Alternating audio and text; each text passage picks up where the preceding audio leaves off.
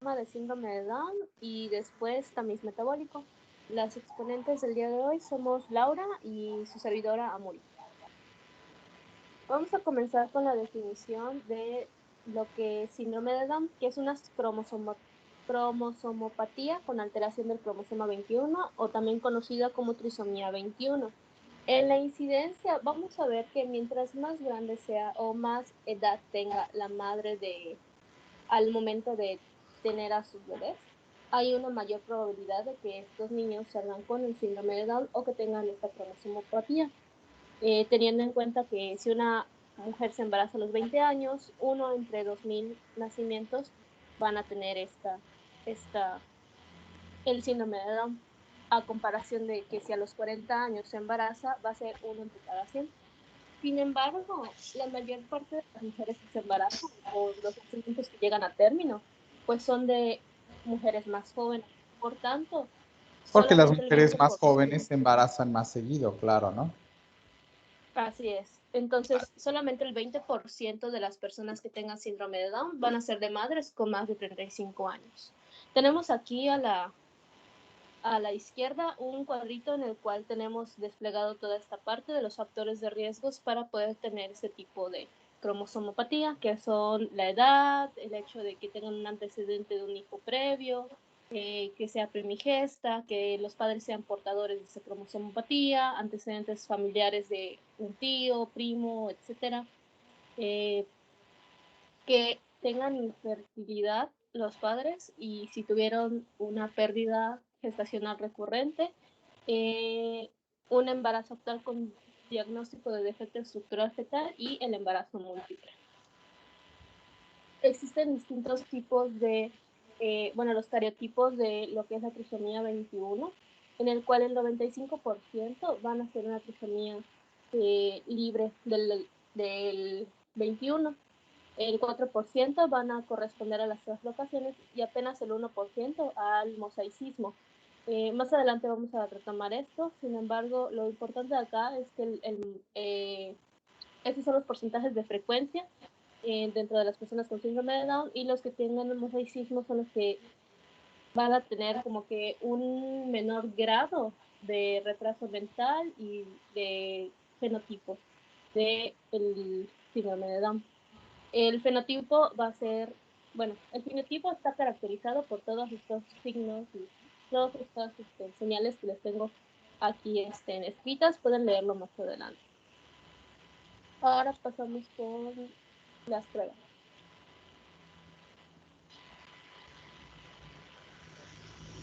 Ok. Bueno, para hacer, para hacer el diagnóstico en sí, pues vamos a tener como base pues los factores de riesgo que Amuri ya mencionó. Porque hay riesgo de que una madre con mayor edad, mayor a 35 años, tenga más probabilidad de presentar esta trisomía. Bueno, esto se explica porque los ovocitos primarios se detienen en la subetapa diploide de la profase 1 en la meiosis. Entonces, se piensa que lo que ocurre es que pues estos componentes del uso o los componentes del uso y otras estructuras que pues se van a requerir para pues esta división cromosómica pueden alterarse en este periodo de detección prolongada de la meiosis, y por eso se explica.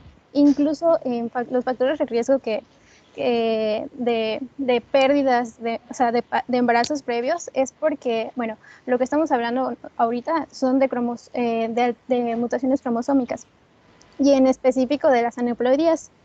Estas tienen, en la mayoría de los casos, no son compatibles con la vida y siempre se pierden. Suelen ser embarazos espontáneos. Digo, abortos espontáneos. Abortos espontáneos. Y solamente el 2% de estas mutaciones sobreviven, y dentro de estos 2% se encuentra el síndrome de Down. Por lo que, ya contando con todos estos factores, al observar pues en el control prenatal a la mamá, lo que nosotros le ofrecemos en los diagnósticos, en el diagnóstico prenatal como tal, es que perdón, lo que nosotros buscamos en el diagnóstico prenatal no va a ser, o sea, nuestro objetivo no va a ser que se interrumpa el embarazo, sino que, o sea, va a ser la detección oportuna de estos defectos posibles y pues su manejo oportuno. Para buscar cómo mejorar esto o las medidas que se pueden tomar para la supervivencia o calidad de vida postnatal. El diagnóstico prenatal más bien le ayuda a las mamás para pues los siguientes embarazos que planea. Y pues Pero hay que espérate, el decirle a las... diagnóstico prenatal no veo cómo ayude en los siguientes embarazos, porque si haces, porque la señora no se puede volver a embarazar ahora que está embarazada. Sí, sí. Entonces, ¿qué gana una mujer que se entera a los 4 meses de embarazado que su hijo que tiene síndrome de Down en comparación a que esta mujer se entere cuando nazca su bebé? ¿Cuál es la ventaja en función de los futuros embarazos? El asesoramiento genético. Pero de todas maneras, si se entera ahora que está embarazada o se entera al momento de parir, el asesoramiento genético es el mismo, ¿no? Sí, pero podríamos manejar a Entonces, la mamá, o sea, prepararla para ese momento. ¿qué momento? O sea, el decirle que pues hay probabilidad de que su bebé nazca con síndrome de Down, la podemos preparar para que llegue a ese momento, a que ya cuando le den la noticia. Pero eso no es asesoramiento genético, tu argumento era asesoramiento genético. Ah, El asesoramiento genético es, señora, si usted se vuelve a embarazar, la probabilidad de que su hijo nazca con es de este tamaño para que usted decida si quiere embarazarse o no, sus riesgos en potenciales futuras gestaciones es tal. Eso es asesoramiento genético. Lo que tú estás diciendo es otra. bueno, bueno. Para que tú de alguna manera hagas la preparación de tu paciente en función de que se adapte a esta realidad. Ahora, esa decisión, esta información, ¿cómo la vamos a manejar? Porque ese es como uno de los puntos interesantes de esta clase. Tú tienes, vamos a suponer que tú, con todo respeto sea dicho, ¿no? Pero vamos a suponer que tú te embarazas. Y entonces, ¿qué vamos a hacer en tu embarazo en seguimiento normal? Técnicamente te hacemos tu prueba de embarazo y después en algún punto en el camino te vamos a hacer un ultrasonido porque las guías recomiendan ahora que tengas por lo menos, creo que 2 o 3 ultrasonidos en la gestación. No tengo la cifra exacta, ¿no?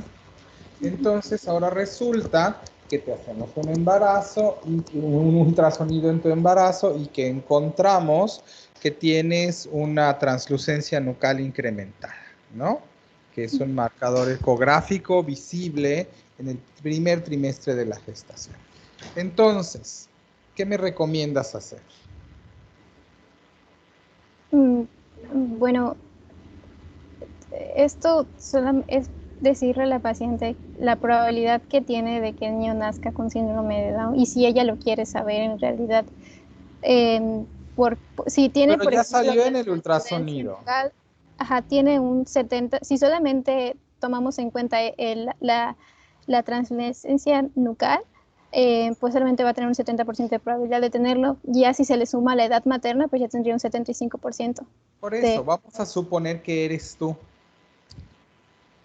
y que te reportan un ultrasonido con una translucencia nucal mayor a 3 milímetros. Por lo tanto, te dicen, hay un 70% de probabilidades de que tu embarazo venga con síndrome de Down, de que tu bebé venga con síndrome de Down. ¿Qué quisieras que se haga y por qué? Estas son las decisiones que hay que tomar. Mm, Que es diferente a qué cosas se pueden hacer. Fíjate cómo es diferente. Hay un montón de cosas que se pueden hacer. Ahora, ¿Cuál es la recomendación para tu paciente o cómo se toma la decisión de si voy a hacer todas las pruebas posibles o no? A ver, Amuri.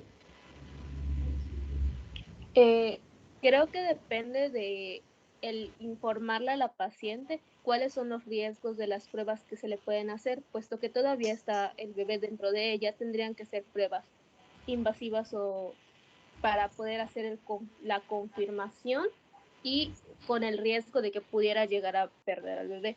Entonces hay Bueno, que no darle todas, porque las que están allá en primer trimestre hay otras ecográficas que podrían incrementar la probabilidad de establecer un diagnóstico correcto, ¿no?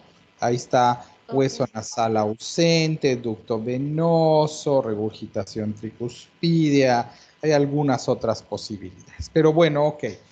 El asunto que tú estás diciendo, entiendo que estás diciendo, va más adelante, porque en el primer trimestre, porque ahora estamos asumiendo un embarazo del primer trimestre, tú tienes herramientas para aproximarte a la probabilidad diagnóstica de síndrome de Down. Podrías pedir estudios adicionales en función del hallazgo de la translucencia nucal.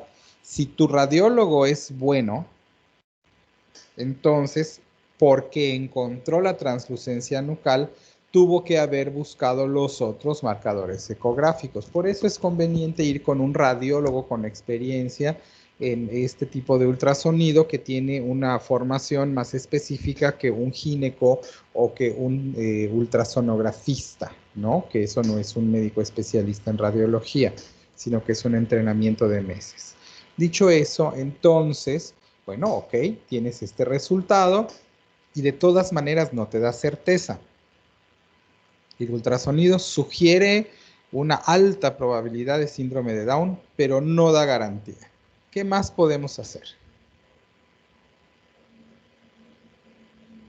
En cuestión de aumentar la probabilidad diagnóstica.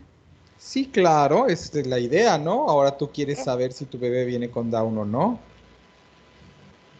Ok, bueno, eh, lo que había mencionado era que en realidad las pruebas no invasivas no hacen el diagnóstico de síndrome de Down, sino toman un riesgo basal de la probabilidad que pueda tener del bebé a tener de salir con síndrome de Down. Bueno, los marcadores ecográficos que ya había mencionado, pues va a incrementar la probabilidad conforme más pruebas hagas y conforme más parámetros metas al diagnóstico. Pues aumenta hasta un 87% cuando ya, aparte de los marcadores ecográficos, que los del hueso nasal y todos los que había mencionado el doctor, no suelen salir a detectarse. Y creo que es menos del 2% de las personas que se detectan, más bien se detecta la translucencia nucal. Bueno, y esos marcadores ecográficos, más los marcadores bioquímicos que se pueden hacer, que se denominan test, aumenta la probabilidad hasta el 87%. Esos marcadores son pues la proteína plasmática A asociada al embarazo en la semana 11 y 13, en lo que estos pacientes está debajo de la media, y la hormona gonadotropina coriónica humana que está por arriba de la media. Bueno, un dato que pude observar que es muy lógico que la proteína plasmática asociada al embarazo pues esté disminuida en estos, porque si se trata de pues una alteración cromosómica, la proteína plasmática asociada al embarazo juega un papel muy importante como modulador de crecimiento y proliferación celular, porque lo que hace es que va a liberar a los factores de crecimiento insulínicos que, eh, que, es, que esos van a promover pues localmente la meiosis y las diferenciaciones del crecimiento celular. Entonces, si esta se ve alterada, pues entonces se ve alterada también pues los factores locales de esta diferenciación celular. Por eso pues es lógico que se encuentre baja. Y Ok. pues Puedes entonces aproximarte hasta un 85-87% de certeza con la suma de los marcadores por imagen y los marcadores serológicos. Eso es lo que me estás diciendo. Ujú. ¿Con eso estarías satisfecha o podemos avanzar más? Y una cosa es que podamos y otra es que debamos. Podemos llegar incluso hasta el 95% si incluimos en el segundo trimestre las pruebas cuádruple de cribado, que son las que se encuentran a un lado, que es la fracción beta de la gonadotrofina coriónica humana libre, el estriadol no conjugado y la anibina y la alfa-fetoproteína. Eso aumenta hasta, creo que hasta el 95%. Sin embargo, no te da el diagnóstico certero. El diagnóstico certero solamente lo puedes hacer con un cariotipo. Y pues ya si el cariotipo solamente se puede hacer con pruebas invasivas. Sin embargo, tú le tienes que decir a la paciente los riesgos que pueden tener al acceder a realizarse esas pruebas. ¿Podrías darle la Pues mira, siguiente? yo no creo que solo los riesgos, que es a donde los quiero llevar. Tienes razón, hay que decirle los riesgos, pero no solo los riesgos. ¿Cómo se toma esa decisión de si me hago una prueba invasiva? Porque el riesgo es alrededor del 1 al 2% de pérdida de la gestación. Esencialmente es el riesgo, o de parto pretérmino en embarazos más avanzados. Pero entonces, ¿cómo decido yo si me hago o no me hago la prueba? ¿Qué debo de considerar? ¿Cómo se toman esas decisiones? ¿Puedes darle la siguiente, Muri, por favor? Bueno, bueno, la decisión pues viene de la paciente y pues lo que tú le tienes que decir que quizás el riesgo no sea tan grande, pero realmente que si tú pruebas, cuando tú o sea, el riesgo que tú expones a la paciente cuando tú le hagas el cariotipo no te da la certeza que cuando tú le realices el cariotipo salga positivo esta prueba y puede ser que pierda al bebé y que salga negativo y que en realidad nunca tuvo un síndrome de Down o puede ser por el contrario. Bueno, en la GPC decía que, bueno, en comparación de 100, o sea, el riesgo es tomado a base de 100.000 embarazos. Y decía que si se llegara a realizar las pruebas invasivas a todas las mujeres, pues existiría una pérdida de hasta 100 embarazos por los procedimientos realizados, que no, Es y uno por realmente no es ciento. importante. Ujú. Y realmente no te ayudaría mucho que hagas estas pruebas. O sea, mm, Es discutible lo que estás diciendo. ¿Alguien tiene alguna otra apreciación? Tal vez se deba al estado del producto, ¿no? Si es un producto valioso o si es una mujer joven que se está embarazando. Problema con la definición de producto valioso, porque eso quiere decir que los que nacen de mamás jóvenes son menos valiosos como hijos que los que nacen de mamás de mayor edad, o que un segundo hijo vale No, más que un primero, no, o cómo pero bueno, graduamos el valor. Yo, la verdad es que mis hijos discuten que yo quiero más a uno que al otro, pero para mí los dos son igual de valiosos. Y yo creo que una mujer que quiere tener un noveno hijo, pues le resulta igual de valioso aunque tenga otros 8, ¿no? O una mujer que no quiere tener un hijo, así sea el primero a los 43 años, pues para ella no es valioso. Entonces, esa definición de producto valioso, híjole, creo que atenta contra un montón de cosas, de verdad contra un montón de cosas. Pero bueno, ahí lo dejo de tarea. Carlos Tolosa, ¿qué pasó? Bueno, con respecto a la decisión de las pruebas, yo creo que es una cuestión de la paciente, ¿no? O sea, qué tan importante es para ella que su hijo pueda tener o no síndrome de Down. Porque si, por ejemplo, a la paciente le da igual, o sea, es tan importante su hijo tenga o no síndrome de Down, pues no tiene sentido hacerle las pruebas Pues mira, porque, no sé pues, a qué te refieres con importante, o sea, porque de que si, o sea, por ejemplo, si para la paciente resulta su hijo tenga síndrome de Down, pueda ser, pueda llevarla a tomar la decisión de no tenerlo, pues ahí creo que valdría la pena hacer las pruebas invasivas. Pero si para la permítame un paciente momentito, por favor.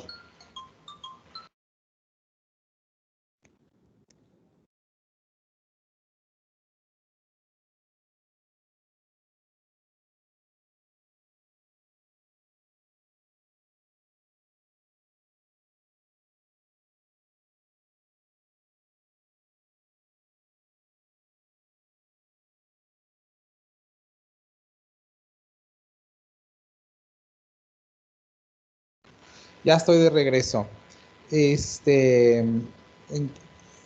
Sí, tocaste esencialmente el punto que yo quería.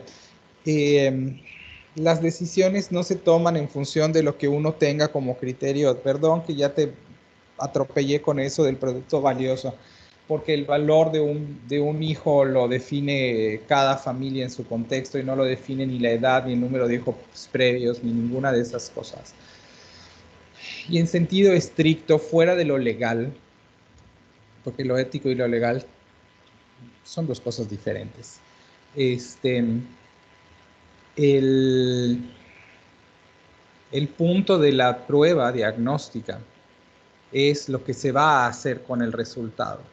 Porque tú tocaste, la persona que habló primero, doctora, elementos importantes que son, bueno, no sé si fue una doctora o un doctor, fue una doctora. El 1% de los pacientes de los embarazos se podrían perder con una prueba invasiva, ¿no? Y la señora debe de saber que, pues, que tiene un 1% de probabilidades de perder este embarazo y que además, como bien nos señalaron, podría perder un embarazo de un bebé que a fin de cuentas no tenía Down. De hecho, en las decisiones en ética uno tiene que considerar todas las posibilidades. Y aquí son 4. Su bebé tiene Down y el embarazo se logra. Su bebé tiene Down y el embarazo se pierde. Su bebé no tiene Down y el embarazo se logra. Su bebé no tiene Down y el embarazo se pierde. Esas son sus 4 posibilidades, ¿no? Entonces, en última instancia, aunque en este momento no es legal en Yucatán, porque el síndrome de Down no se considera una malformación grave o incompatible con la vida, así que no es causal de aborto. La decisión pasa sobre, y la pregunta que le tienen que hacer a la señora, porque ustedes no son los tomadores de decisión, pero son quienes garantizan o aseguran que su paciente tenga los elementos que debe de tener para la toma de decisión. Entonces, si yo solo le digo, señora, hay un 1% de perder a su bebé y podría incluso no ser Down, porque ya dijimos que hay un 15% de que no lo sea y un 85% de que sí, estamos haciendo la prueba para salir de esa duda, esto no le alcanza a la señora, o no, a mí no me parece que sea suficiente para la toma de decisión. La pregunta correcta, esa información se le da, y la pregunta que sigue, que es la que cierra el círculo, es, bueno, señora, ¿qué va a hacer usted con el resultado? Porque si salga lo que salga en la prueba, ella decide que quiere completar el embarazo, ¿no? Entonces, ¿cuál es el sentido de hacer una prueba que le pone en la probabilidad de perder un embarazo que ella no quiere perder? ¿Sí me van entendiendo con esto? Sí, doctor. Sí, ¿Sí? doc. Entonces, ¿para qué se hace esa prueba? Porque qué tal que pierde el embarazo, sea cual sea el resultado. Ella quería conservarlo, sea cual sea el resultado, pero se perdió. Entonces, no tiene caso hacer una prueba que supone ese riesgo para que de todas maneras la decisión ya esté tomada. El embarazo se va a continuar. Bueno, pues entonces, ¿sabe qué? Considere usted esto y decida si vale la pena arriesgar esta gestación para que de todas maneras, cuando usted obtenga el resultado, haga exactamente lo mismo que ya había decidido hacer. Entonces, hombre, prepararte con anticipación para la posibilidad de que tu hijo sea Down no es lo mismo que prepararte con la certeza, pero a lo mejor el precio o el riesgo que se está corriendo es significativo. Y si la señora dice, pues me mata la curiosidad, quiero saberlo, pues entonces te firma que conoce el riesgo para que si se pierde el embarazo sea su responsabilidad y no la tuya, ¿no? Y no, de verdad no veo cómo cambia el desenlace. Si por el contrario la señora te dice, como dijo su compañero, pues si es que si es Down lo voy a abortar, pues tiene ya no te toca saber si es legal o no es legal, porque si lo aborta en forma ilegal, pues no es tu responsabilidad y ya estará en tu decisión si contribuyes a eso o no, o si le dices con quién, o si le dices que se vaya a México, o si, bueno, es una cuestión que va por otro lado, ¿no? Pero la señora tiene una decisión, es decir, su curso de acción podría haberse modificado por esta información y por eso quiere saberlo, porque ella no quiere tener este paciente, este bebé, y bueno, más allá de que nosotros estemos a favor o en contra, pues se sostiene desde el punto de vista meramente lógico, la necesidad de contar la información, puesto que el resultado de la prueba podría incidir la decisión de mantener o no mantener el embarazo. Ya él cómo lo haga es otra cosa. Entonces,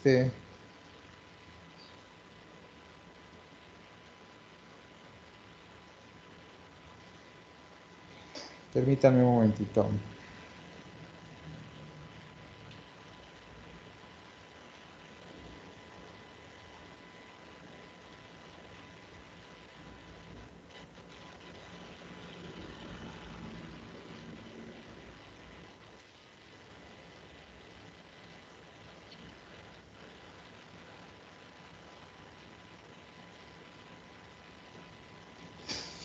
Entonces, pues bueno, ese es el punto, ¿no?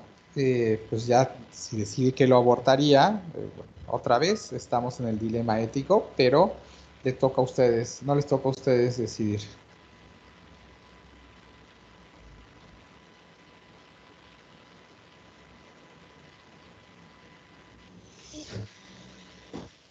A ver, dejen veo el chat. Aborto legal Yucatán. Danos una síntesis, Efraín, por favor.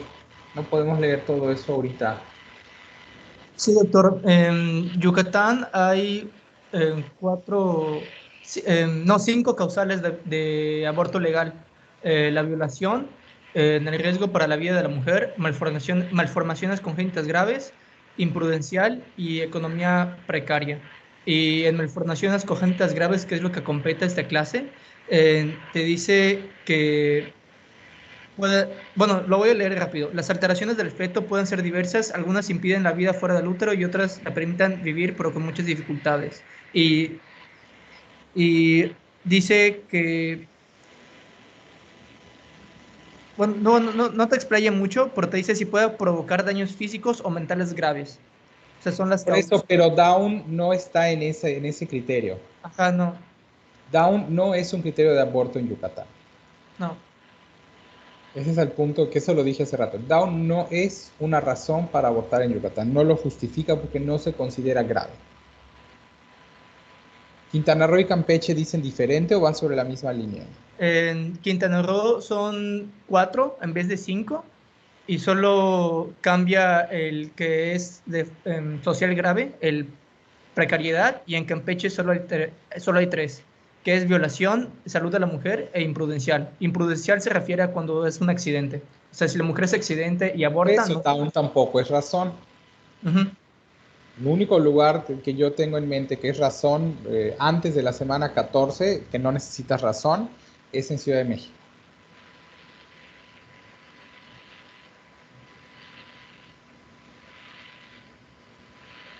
Es el único.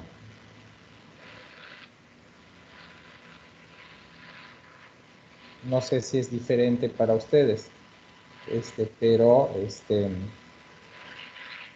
Sí. En Ciudad de México dice que es por libre decisión de la mujer. por eso libre decisión de la mujer. Sí. Las primeras semanas.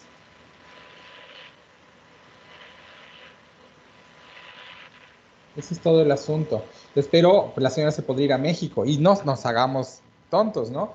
La mayoría, hay un montonal, digo, la mayoría de ustedes quisiera que levanten la mano los que tengan la experiencia de alguien que les haya pedido información de cómo abortar.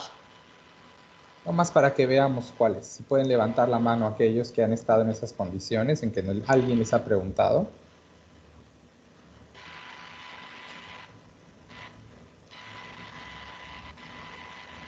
Ok.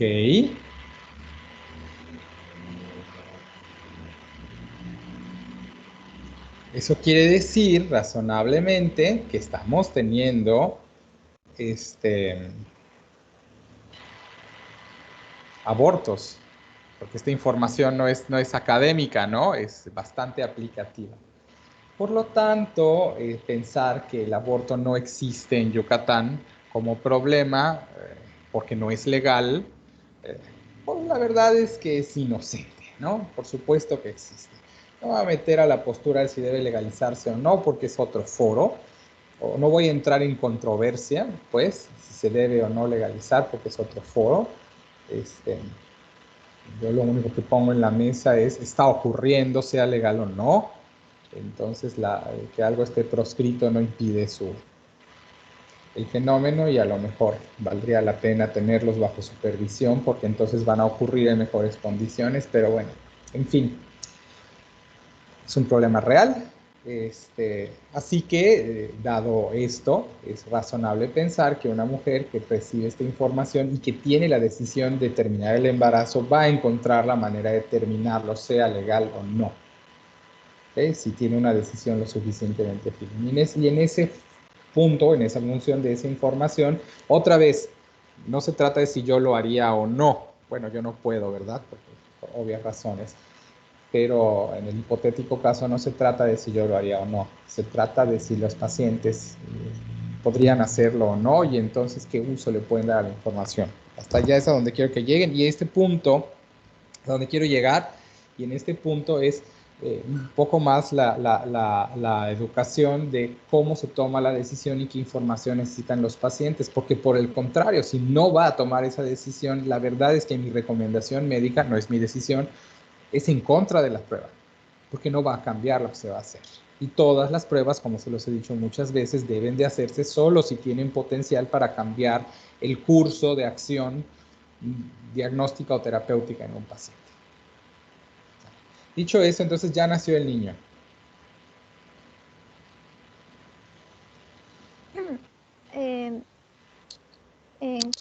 Cuando ya nació el bebé, bueno, las características o las manifestaciones clínicas que se observan a la derecha no siempre se presentan en un periodo neonatal inmediato. Más bien, las que suelen presentarse son el hipotónico, el llanto agudo y entrecortado. Eso es como que lo que te puede hacer sospechar de que tu paciente puede tener un probable síndrome de Down. Y ya cuando tú observas eso, pues ya vas a buscar ya estos criterios que pues son el perfil facial plano, reflejo del moro disminuido, la hipotonía, la hiperlaxitud, la piel redundante de nuca, las fisuras palpebrares oblicuas hacia arriba, la displasia de cadera, clinodactilia del quinto dedo, pabellones auriculares displásicos y el pliegue palmar transverso. Decía que puedes hacer la sospecha con 4 de estos y el diagnóstico con 6. Sin embargo, para que tú puedas hacer cualquier cosa, necesitas la prueba diagnóstica, que es el cariotipo. Bueno, puedes pasar la siguiente, por favor, para ver las imágenes nada más, y ya hablamos sobre el cariotipo. Bueno, estos son como la presentación o las manifestaciones que quieres buscar en el bebé, que podemos observar el síndrome del moro disminuido a un costado. O sea, no se presenta, solo estoy diciendo, esto no se va a presentar en el bebé. Podemos encontrar en los ojitos podemos ver las fisuras palpebrares oblicuas hacia arriba, también podemos ver epicanto, algunas manifestaciones. La clinodactilia del quinto dedo, los pabellones auriculares displásicos, y también pues el pliegue palmar transverso. ¿Puedes regresar, por favor? Bueno, ¿qué es lo que vamos a buscar en el cariotipo? Pues vamos a tener que pueden existir tres formas de que se dé esta mutación cromosómica.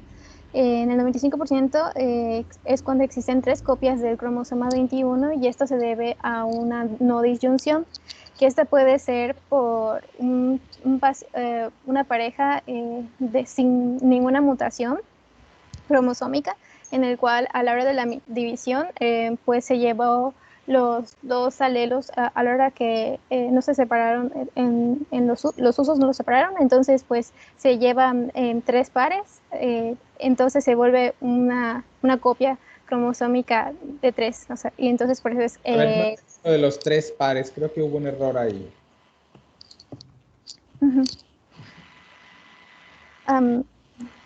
Me refiero a que bueno, las mutaciones cromosómicas se pueden dividir en aneuploidías de reordenamiento cromosómico y polidiploidías. El caso del síndrome de Down se debe a una aneuploidía. Y los 3 copias del cromosoma 21 se debe a una forma por no disyunción, que es la falta de separación de los cromosomas homólogos o de las cromatides hermanas durante la meiosis o la mitosis. Entonces, cuando se separan, estas no se separan, se quedan adheridas. Entonces, el material, las cromatides hermanas durante la separación quedan de un lado, y en el otro, en la otra división no queda nada. Entonces, Claro, porque deberíamos, no hay pares, deberían de irse uno para cada lado, y en vez de irse uno para cada lado se van los dos 21 juntos. Sí. Eso es lo que estás queriendo decir, ¿no? Entonces nosotros tenemos los 46 cromosomas, y entonces los vamos a dividir entre 23 y 23, pero, y por fenómenos que ya habías mencionado antes, o ya se habían mencionado antes, en donde desde que es un feto, esta niña tiene a sus ovocitos divididos en meiosis 1 y ahí congelados. Entonces esto hace que, como los óvulos o los ovocitos se quedan mucho tiempo ahí en primera división meiótica, se puedan romper los microtúbulos que traccionan a los cromosomas, y entonces pasa que en vez de que se extraccionen al lado correcto, acaben atrapados los dos cromosomas 21 en un solo lado. Lo cual aportaría 2 cromosomas 21, casi siempre de la mamá, porque es quien está sujeta a este riesgo que acabo de describir, más el cromosoma 21 del papá. Harían 3 cromosomas en el producto de la concepción, que es lo que genera el síndrome de Down en la mayoría de los pacientes, que es la no disyunción. Sí, y esto se puede presentar en pacientes sin ninguna mutación, pacientes completamente sanos, que no han tenido antecedentes de algún pariente con síndrome de Down. Esto se puede dar en cualquier, y más aumenta con la probabilidad, pues, de que una paciente sea de mayor edad. Y está la otra opción del 4% por una translocación. En este caso es una translocación robertsoniana, y esto se debe a que los cromosomas, bueno, los brazos largos de los cromosomas se quedan unidos, del cromosoma 21 se unen a un brazo largo de otro cromosoma autosómico, que en la mayoría de los casos es el 14. Acrosómico, ajá. Acrosómico significa que es un cromosoma que no tiene brazo corto. Ajá, que tiene como un brazo puntito corto nada más. minúsculo, ¿no? Ajá, es un puntito. Entonces lo que pasa es que el cromosoma 21 tiene también cierta propensión a pegarse con otros cromosomas. Habitualmente puede ser el otro 21, el 22, el 15, el 14 o el 13, pero puede ser esencialmente cualquiera.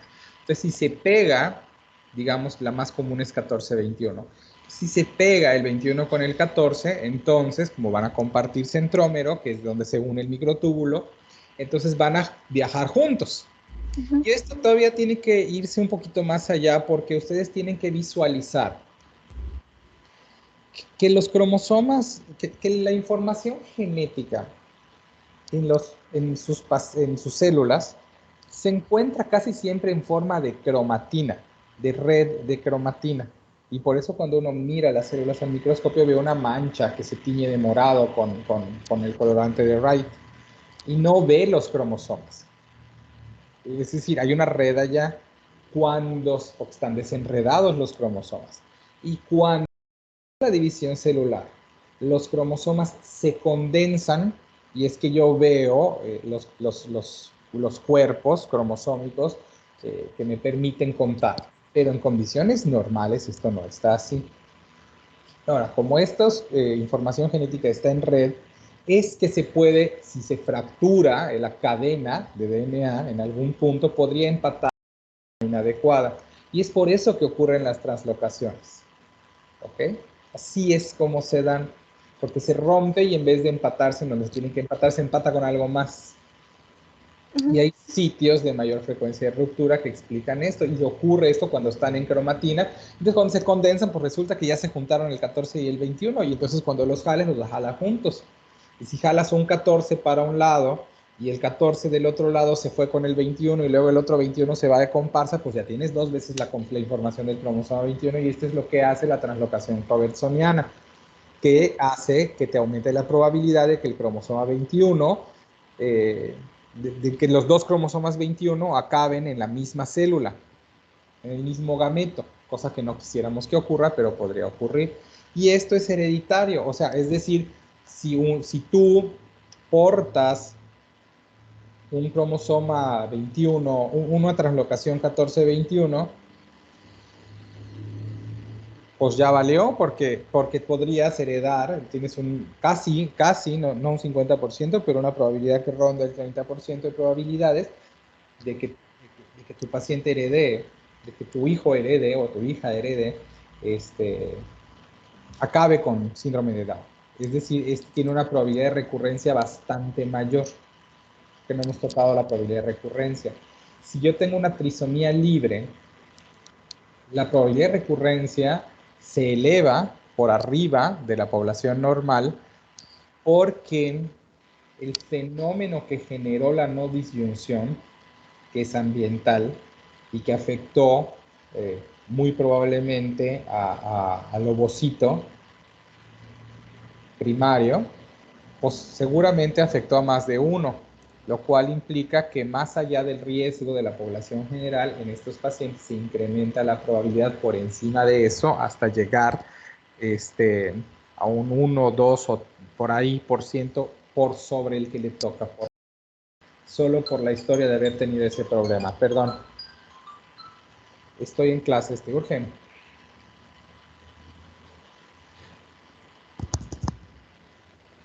No.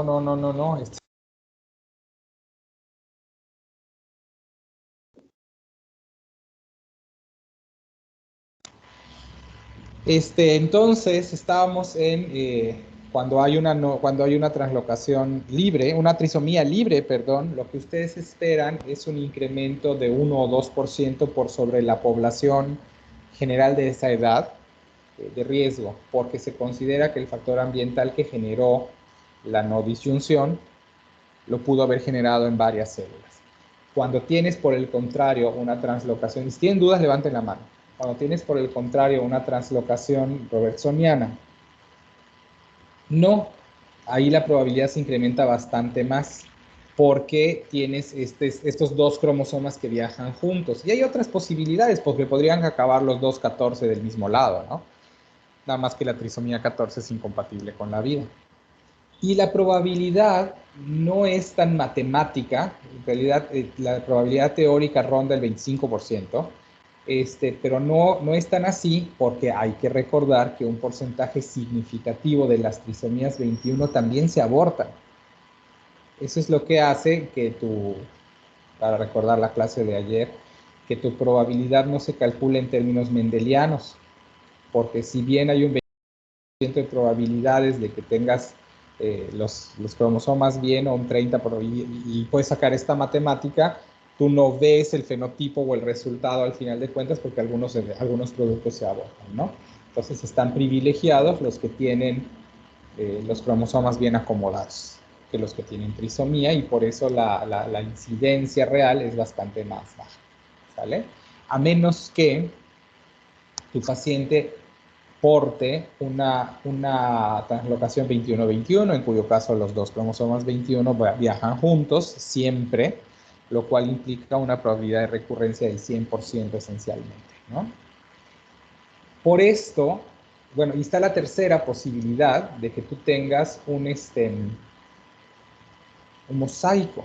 Un mosaico es un problema postconcepcional, es decir, se formó un bebé de 46 cromosomas, un producto de la concepción de 46 cromosomas, y en alguna de las primeras divisiones celulares ocurrió un problema de no disyunción, y entonces acabaste con, de hecho, 3 líneas celulares, la que tiene 46 y las que se dividieron asimétricamente y que dejaron 45 por un lado y 47 por el otro. La monosomía 21 es incompatible con la vida, así que esa línea celular desaparece y me voy a quedar con dos líneas celulares, los 46 y los 47X, los 47 más 21, ¿no? Que tienen trisomía 21. Eso es un mosaico porque coexisten dos líneas celulares, lo cual da como resultado un porcentaje de células Down y un porcentaje de células sanas, lo cual explica que estos pacientes tienen manifestaciones clínicas habitualmente menos intensas en todo sentido. La probabilidad de recurrencia pues es la de la población general, porque este problema ocurrió después de la concepción, así que no tenemos razones para pensar que los gametos están dañados y es un problema no hereditario, sino que es una casualidad. Es un problema bien infrecuente, solo afecta al 1% de los pacientes con síndrome de Down, pero también puede ocurrir. Por eso se llama síndrome, porque es un conjunto de signos y síntomas que de hecho tiene tres explicaciones, que es el mosaicismo, la translocación robertsoniana y la Norris-Johnson. ¿Sale? ¿Dudas hasta aquí? No. Entonces, cuando dijimos qué condiciones teníamos para hacer el cariotipo, con mucho, lo más probable es que no vayan a hacer un cariotipo hasta que tengan a su paciente. Entonces, su primera aproximación a la certeza diagnóstica la van a tener con la exploración física, que utiliza los criterios de Hall, que ya nos mostraste los criterios de Hall, ¿no es cierto? Que están aquí enlistados. Ninguno es patognomónico de Down, es decir, todos estos datos clínicos pueden aparecer en otras condiciones patológicas o incluso en pacientes, comillas, sanos o normales, y ninguno aparece en el 100% de los pacientes. Hay otros criterios que aparecen en el 100% de los pacientes, como el retraso psicomotor, pero no son evaluables al nacimiento. En cambio, estos 10 que están acá sí son evaluables al nacimiento y por eso constituyen los criterios diagnósticos, en donde con 4 justificas una prueba de cariotipo y con 6 tienes diagnóstico clínico, en donde sabes que el cariotipo te va a dar positivo. De todas maneras, hay que hacer el cariotipo porque el cariotipo nos va a decir cuál fue el mecanismo, y el mecanismo de aparición del síndrome de Down me permite predecir la probabilidad de recurrencia en un embarazo futuro. Incluso cuando encontramos translocaciones robertsonianas, hay que estudiar a los hermanos y hay que estudiar a los primos y a todos los parientes, porque podría ser que alguien sea portador y no lo sepa. Y pues dentro del consejo genético estaría el saber si porta un defecto que aumenta drásticamente su probabilidad de tener hijos con síndrome de Down. ¿Okay? Entonces, bueno, toda es la importancia del cariotipo. Si estuviésemos en clases en un salón, en este momento les haría mostrar sus manos para que vean que seguramente hay alguien en este grupo que tiene un pliegue simiesco o hiperlaxitud o clinodactilia, para que vean que no es que no son manifestaciones tan infrecuentes, ¿ok? Pero bueno, no podemos hacerlo. Pero si nos regresamos a una diapositiva, no, otra. ¿Dónde está el fenotipo? ¿Dónde estaban las caritas y la mano y el ojo y el cuello y todo? Esta, claro. Entonces el pliegue simiesco es el que está marcado con C. La clinodactilia está marcada aquí arriba de los 3 puntitos, no tiene letra. Y también se ve aquí en la E. Entonces esas son cosas que ustedes podrían tener y no implica diagnóstico porque necesitan 4, ¿verdad? Entonces hay que aprender el fenotipo porque a veces no es tan evidente, sobre todo en los pacientes de ancestraje oriental, da trabajo distinguir en un neonato. Este está un poquito más grande, pero en un neonato no es tan fácil el diagnóstico. A veces Yo creo que nacen con edema facial y da un poquito de trabajo saber eso. Y a veces parecen y no son, por eso hay que usar los criterios de Hall. ¿Nos seguimos? A ver, Jaime. Doctor, en un neonato, la hiperlaxitud, ¿cómo la podríamos evaluar? Pues mira, está la... Puedes usar los criterios que salen en... ¿Cómo se llama esta escala de madurez fetal? Que no es Capurro. Eh, Bailar. en Valar. Puedes utilizar la escala de Valar. O sea, los criterios de la escala de Valar te muestran la laxitud articular y te establecen cómo tú esperas ciertos ángulos o cierta flexibilidad de las articulaciones en un paciente de término. Entonces, cuando tu paciente sabes que es de término, pero te está dando criterios de madurez, de flexibilidad o de la hiperlaxitud articular más allá de lo que se esperaría para su edad, es que lo puedes aplicar. Es decir, ves que te marca como si fuese pretérmino. Los pretérminos son más, está el signo de la bufanda, la ventana cuadrada, esos datos, ¿no? O bien la displasia de cadera, que habla de la hiperlaxitud articular también. En pacientes de mayor edad, lo que utilizamos es que tú jales el pulgar para atrás y toque tu antebrazo. No tengo cámara, así que no se los puedo mostrar. Pero en los niños chiquitos eso es esperado, entonces por ahí utilizaría yo en forma indirecta la escala de Valar para buscar ese criterio. Gracias. Bueno, ok. Si te nace tu niño con síndrome de Down, hay que ir a buscar las malformaciones asociadas a síndrome de Down y están las alteraciones diagnosticables al nacimiento que obligan a un protocolo de estudio específico y están las que aparecen posteriormente que obligan a un seguimiento específico. Entonces, ¿me nos pueden ilustrar al respecto?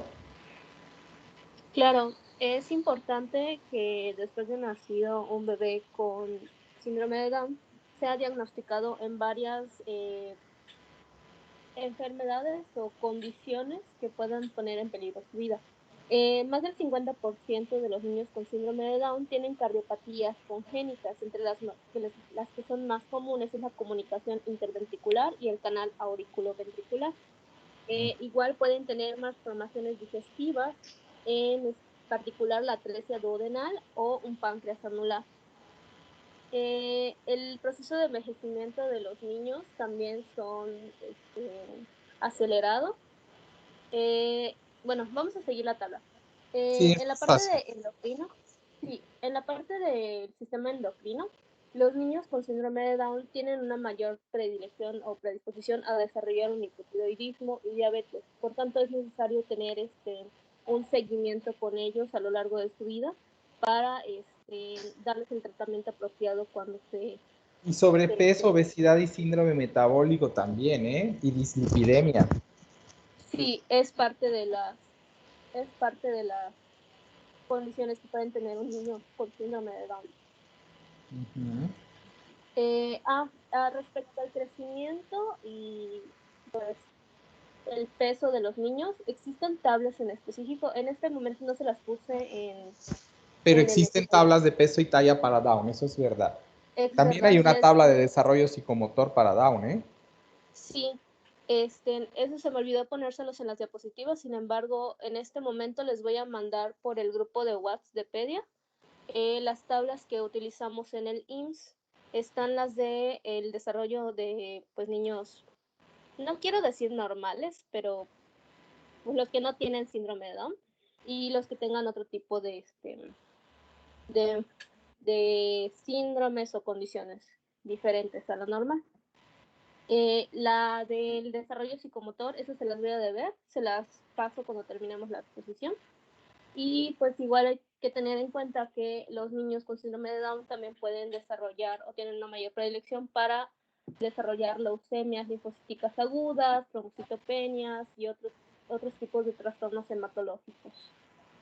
Y en la parte de músculo esquelético ya se habló de la laxitud articular, que igual el doctor mencionaba en un video que vimos acerca de que estos niños pueden lo que se les recomienda es que sus actividades físicas sean del tipo atletismo o natación o algo que no sea contacto físico o que pudieran ser golpeados, porque al tener una mayor laxitud pudieran tener este, inestabilidad atlantoactoidea y atlanto-occipital y generar mayor prevalencia en esguinces cervicales o incluso poner en riesgo su vida. Ujú. Y, bueno, y cuál está, es muy importante que tengamos en cuenta los trastornos oftálmicos que pudieran tener, como cataratas, glaucoma, estrabismo, errores de refracción, la hipoacusia, que eso se va a ver también en un tamiz especial que se le hace a estas personas. No, el tamiz auditivo es norma nacional. No, sí, pero me refiero Lo a... que tienes que hacer, a juzgar por esta tabla, es que nace un niño con síndrome de Down y tú lo que tienes que hacer es ver que tenga una valoración cardíaca, que tenga una valoración oftalmológica, que tenga permeabilidad del tubo digestivo porque tienen malformaciones anorrectales, Hirschsprung y esofágicas y duodenales, intestinales en general frecuentes. Así que yo tengo que ver que haya tránsito intestinal, que evacúe, que no vomite, que no esté estreñido, ¿no? Ver el perfil tiroideo, asegurarme que salió y que salió el resultado. Ver el tamiz auditivo y vigilar el Barlow y el ortolan. Todo eso tienes que hacer con tu paciente que acaba de nacer, porque podría tener alguna malformación en alguno de estos puntos y todas estas son detectables desde el nacimiento. Así es.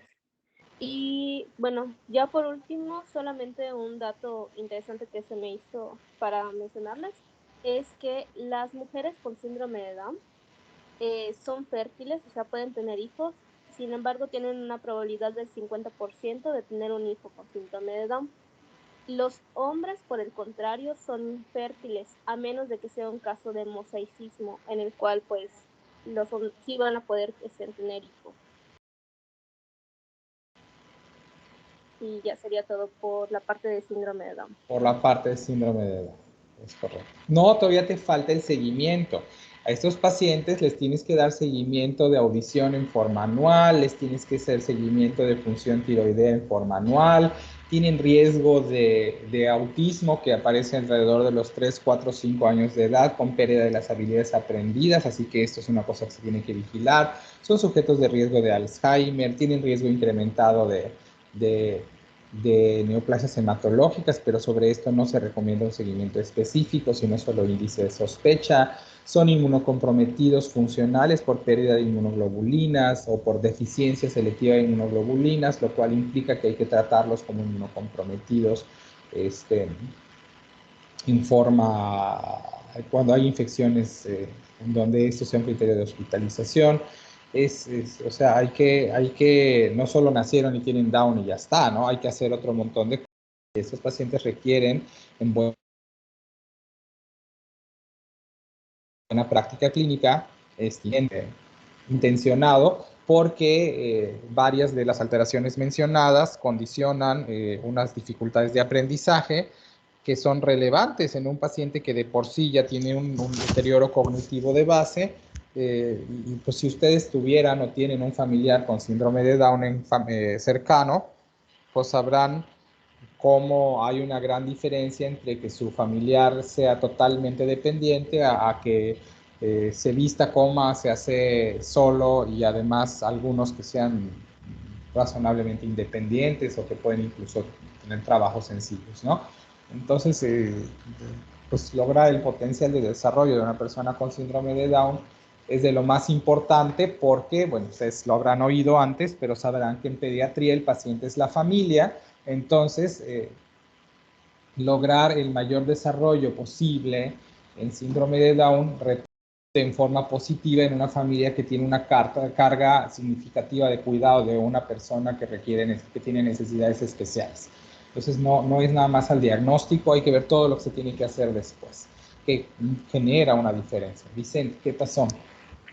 Tengo una pregunta, quizá pueda sonar un poco tonta, pero no he visto en niños o personas con síndrome de Down de raza negra o morena. Entonces, me estaba preguntando si Porque tiene... no negros casi. Ajá, pero me puse a investigar un poco y no encontré ninguna fuente confiable, pero no me salía ninguna fotografía o algo así de una persona. Ah, pero esa es una selección Sí. negativa, un montón de, la mayoría de las fotos clínicas y de las fotos no clínicas y de todas las imágenes ilustrativas que puedas encontrar, pues sobre representan a los blancos, porque tampoco hay asiáticos, y si ves las fotos que buscaste, tienes un sesgo de selección en México porque el algoritmo de Google te va a privilegiar a las fotos mexicanas y aún así están subrepresentados los hispanos. Entonces, no es por ahí la cosa, es un sesgo de selección que tiene razones sociológicas. Ok, gracias.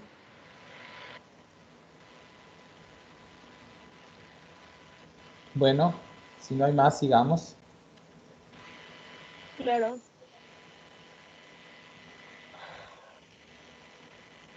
¿Cuántos temas nos faltan?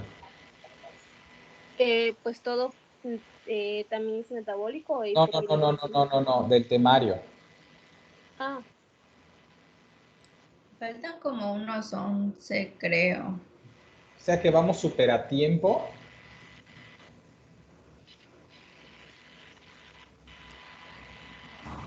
Técnicamente sí, doctor. Pues sí, porque vemos un tema al día. Pues dejen que yo disfrute mi cumpleaños y vemos también mañana, ¿no? Me parece Lo bien. merece, Me Doc. parece bien. Ok. estoy de acuerdo. Disfrute su día. Disfrute su día, Doc. Está bueno. Años. Se divierta. Felicidades. Felicidades, Doctor, doctor. doctor, disculpe, ¿usted va a estar hoy en el hospital?